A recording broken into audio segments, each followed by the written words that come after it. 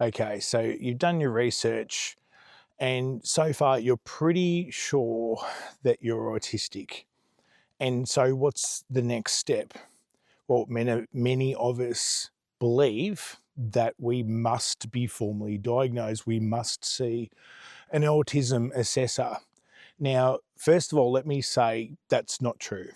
You do not need a formal diagnosis.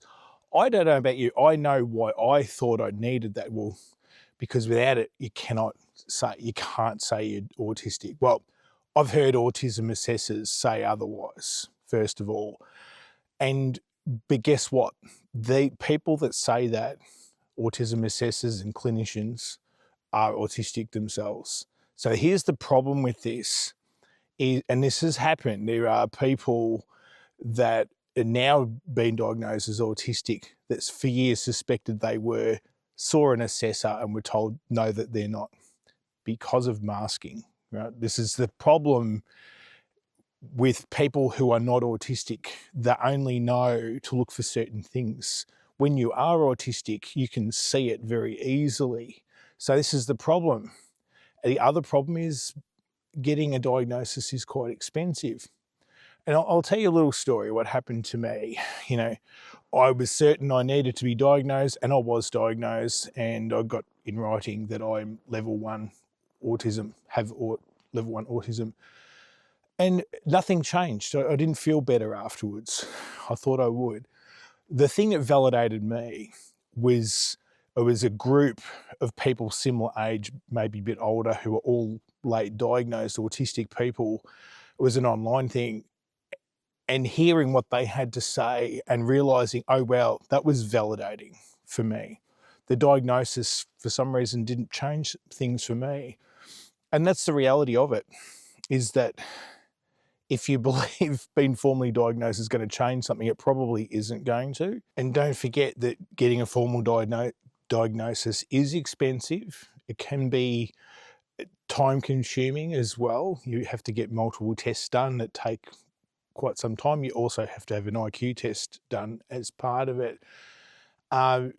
If you want to do it, of course, if you've got the money and you can organise something, a payment plan, whatever it is. But let me just assure you that you do not need it. And people like me probably make it worse, because I use the word diagnosed because it's easier. I find it easier to say diagnosed autistic. Well, I don't know how else to say it. Discovered, realised, I don't know. So when I use that language, I'm just being accurate because it's true for me. But what I don't like about using that term is that it might make people who are not formally diagnosed feel like I'm gatekeeping. I don't want to be a gatekeeper of that. And I've heard people, I won't name it, there was back in 2021 when I was discovering this process and thought, yes, I might be autistic.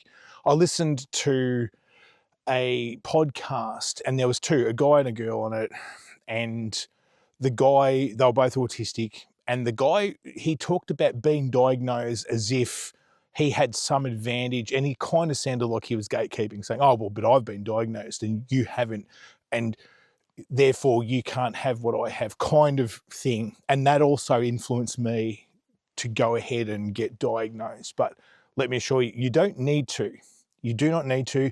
The autistic community, people who are autistic, if you come to us without a formal diagnosis, we don't need that. We don't need the piece of paper. We don't need for you to say I'm formally diagnosed. We will know. That's the absolute reality of it, is you can't fool us. You can't come to us and pretend that you're autistic. We're just going to know. And just going back to the research that I was talking about, that you may have been doing. It's quite likely that if you're watching this video, this may be part of the process of going through research for yourself. But I'll tell you one thing that will validate your experience here, is neurotypical people don't do that. I promise you, there is not any neurotypical people who do daily deep dive research about autism wondering if they are autistic. It doesn't happen. Neurotypical people do not do that. So there you go. If you're doing it, you're watching this video, you've watched other videos, and you're thinking, I might be autistic, it's pretty likely that you are. Which leads me to my second point, talking to friends and family. Be aware that this will be a difficult process, because what you need to know is other people have a very limited understanding of what autism is. They might have an understanding based on a TV show they've seen. They might think you're claiming you're like Sheldon Cooper, you don't have an IQ of 190 or whatever he's supposed to have. So you may not fit the mold of what they believe autism is, and therefore, so one, two things is going to happen. They're going to go, oh, that makes sense, I can see that, or they're going to invalidate your experience. They're going to claim that you're not that because they don't know anything about it. They just think they do. And just think, what did you know before you started? You probably didn't know a whole lot either. Or like one guy did to me, claimed that I didn't have it very bad, like some kind of disease. Again, that's just ignorance. They just don't know. That's all it is. They just don't know anything about autism. And it's good to be aware of it, because if you're wanting to be validated, you want family members to say, oh yeah, I noticed those traits. That's what I did. In the end, and this is the other thing I'll say as well. When I first believed I was autistic and I went on social media groups and Reddit, what I was warned by the others on there is to be careful of the reaction of other people. They did warn about that. And therefore, so when I went to my mum and my dad, who have been divorced for 40 odd years, but when I went to my parents, so my mum, the first thing, I thought my mum would say, don't be silly, you don't have that. But no, her reaction was, oh yeah, that makes sense, I can see that. Because she already had an idea of a real life person, a television personality in Australia, that she recognised that she knew was autistic. And then she saw similarities and was like, oh, okay. And that was a good view in her mind, and it matched what I was saying. And when I told Dad, I thought, now this is going to be a problem, because I'm not sure really if Dad's ADHD first, autism second, or which way around it is. He's definitely got elements of both, I promise you. He knows about the ADHD now. I'm just not sure which is stronger with him.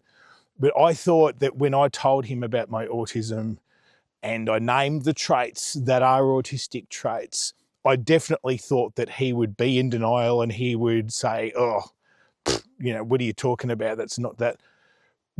What he said surprised me as I named my traits, named these things about me that are autistic. He sat there and went, yep, there, I have all those traits. That was a surprise. I didn't expect that from him. And then finally, I was warned about this, and I only got it from one person. This was interesting. Everybody said on social media, on Reddit, all the other people said, be careful, because you are going to get somebody say to you, oh, we're all a little bit on the spectrum, aren't we? I was prepared for this. And I had a prepared answer too, because I was just going to say, no, we're not. and explain why, just in very autistic fashion, by the way. But that's what I was prepared to do. I was prepared to tell people, no, we're not all on the spectrum. It's why it's called a spectrum. And I was going to, explain it to them. But there was this one guy I used to work with. I won't name him just in case down the track it comes out about him. That I believed that he was autistic. if on the spectrum, if I was to say stronger or weaker, I'd say he's more autistic than me, but not diagnosed, and very intelligent person as well. But I was pretty convinced, and other people that worked with him after I was diagnosed that I spoke to said, yeah, I agree with you. I think he is as well. And when I spoke to him on the phone and told him I was autistic, he was the one who said to me, oh, we're all a little bit on the spectrum, aren't we? And that really shocked me, because I didn't know what to say. Because when he said that, I realised, well, he can see these traits I'm naming that he has. And he's saying, I realised what he was saying. He's going, I relate to that.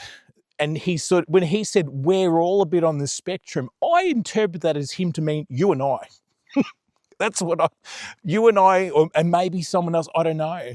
And so I didn't say to him, no, we're not, because I'm like, oh, wow, that's interesting. maybe he recognised it.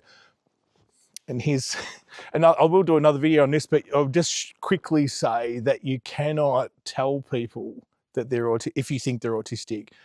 When I say you can't, I mean, if you do, it will quite likely blow up in your face. I will do another video on this and talk about that, but just be warned about it. If you go, oh, I think you're autistic as well, it's even less well received than when you tell people you think you are. Anyway, if you've got any questions or comments about this, what I just talked about, do you need to be formally diagnosed and the diagnostic process, and comments, questions, or please pop them in the comments below. Have a good day.